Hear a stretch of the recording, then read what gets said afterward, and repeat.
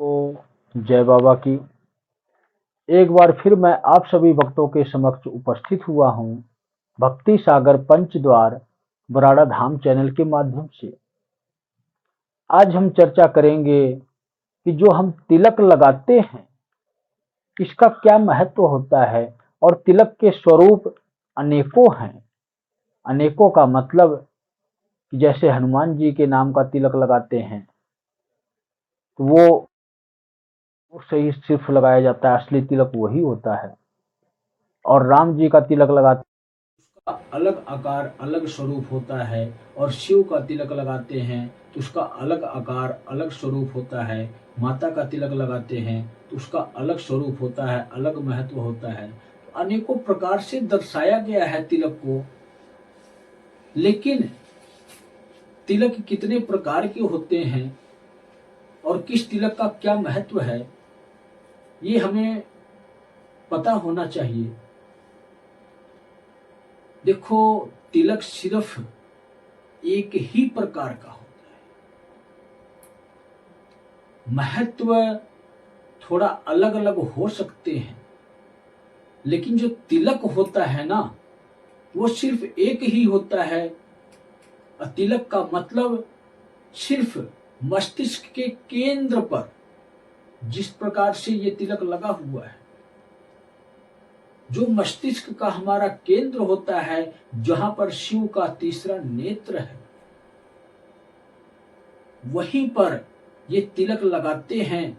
क्यों लगाते हैं, इसका क्या महत्व है कि जो हमारा श्रेष्ठ आराध्य है उसके नाम से हम तिलक लगाते हैं। स्वरूप अलग अलग हम दे सकते हैं, लेकिन तिलक तीसरे नेत्र पर ही लगाई जाती है। वो इसलिए लगाई जाती है ताकि शिव के तीसरे नेत्र को हम शांत कर सकें, बंद कर सकें। मतलब कि हे शिव, हम तेरे तीसरे नेत्र को स्पर्श करते हैं कि इस नेत्र को ना ही खोलें, नहीं तो हमारा जीवन नष्ट हो जाएगा।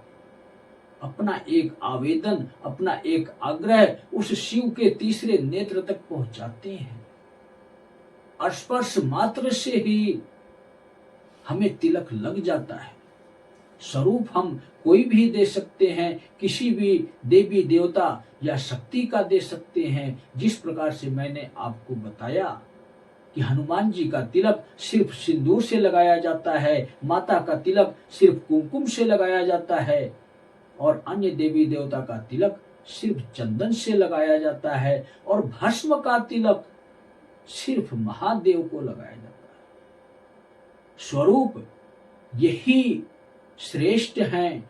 अन्य हम किसी भी प्रकार का तिलक का स्वरूप दे सकते हैं। अपने मस्तिष्क पर कोई भी दृश्य दर्शा सकते हैं जो हमारे हिंदू धर्म से संबंधित है। जैसे कि कोई ओम बनाता है, और कोई श्री राम का प्रतीक चिन्ह बनाता है, तो कोई सूर्य बनाता है, तो कोई त्रिकुंड बनाता है। दृश्य हम कुछ भी दे सकते हैं उस तिलक में, लेकिन असली तिलक जो होता है सिर्फ एक होता है, और वो भी शिव के नाम से होता है, और तीसरे नेत्र को शांत करने के लिए होता है। क्योंकि जब हम तीसरे नेत्र पर शिव को तिलक करते हैं तो हम मतलब ये होता है कि हम शिव को स्वीकार करते हैं, और इसलिए शिव हमें सुरक्षा प्रदान करते हैं। और जब इस प्रकार का हम तिलक करते हैं अपने मत्थे पर, तो वही तीसरा नेत्र जो अग्नि की ज्वाला प्रकट करता है, वही एक प्रकाशनुमा शक्ति का कार्य करता है हमारे मस्तक पर। जब भी हम किसी कार्य के लिए अपने घर से बाहर निकलते हैं, उस शक्ति का प्रभाव पड़ता है। और प्रभाव पड़ने का मतलब क्या है कि मस्तिष्क का जो केंद्र है, उस जगह पर हम अपने मस्तक पर तिलक करते हैं उस शक्ति के नाम से,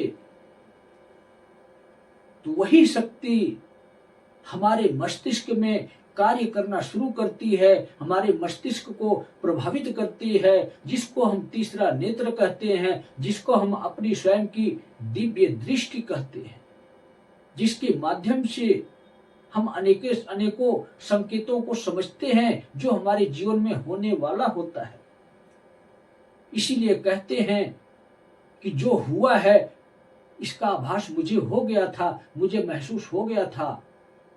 यही कारण होता है कि अगर हम किसी देवी देवता की अगर हम श्रेष्ठ भक्ति करते हैं, किसी एक के रहते हैं, तो हमें उस प्रकार की शक्तियां हमारे जीवन में हमारा मार्गदर्शन करती हैं और हमारी मदद करती हैं।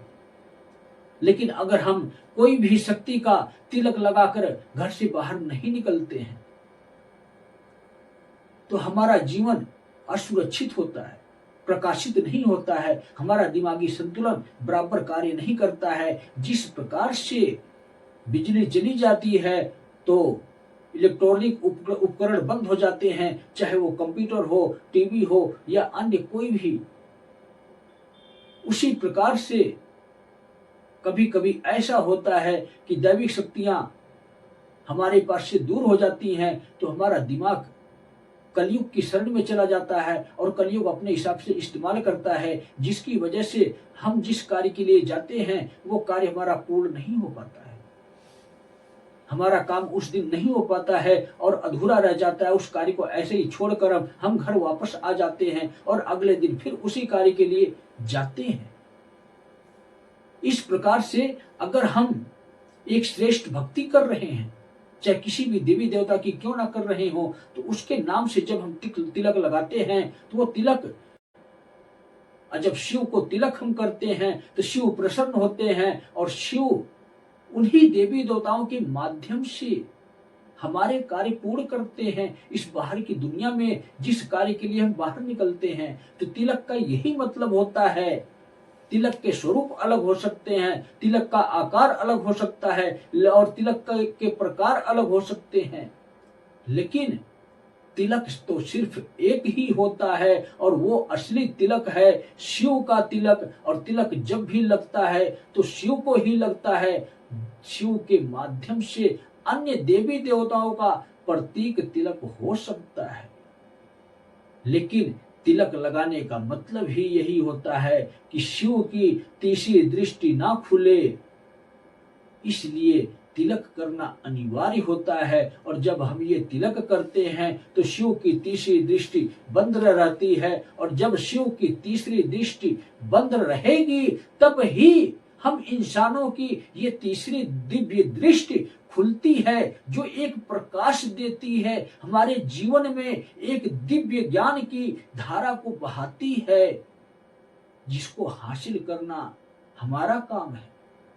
इस तीसरी दृष्टि से जो हमें ज्ञान हासिल होता है, उनका स्मरण रखना, उनको याद रखना, ये अपना स्वयं का काम होता है। और इसके लिए हमें एक कंप्यूटर मिला है जो हमारा मस्तिष्क है, और इस मस्तिष्क पर हम थोड़ा सा अगर प्रेशर पाएंगे, थोड़ा सा रिक्वेस्ट करेंगे, थोड़ा सा इसके बारे में विचार विमर्श करेंगे, तो हम उस ज्ञान को हमेशा के लिए रख पाते हैं संभाल कर।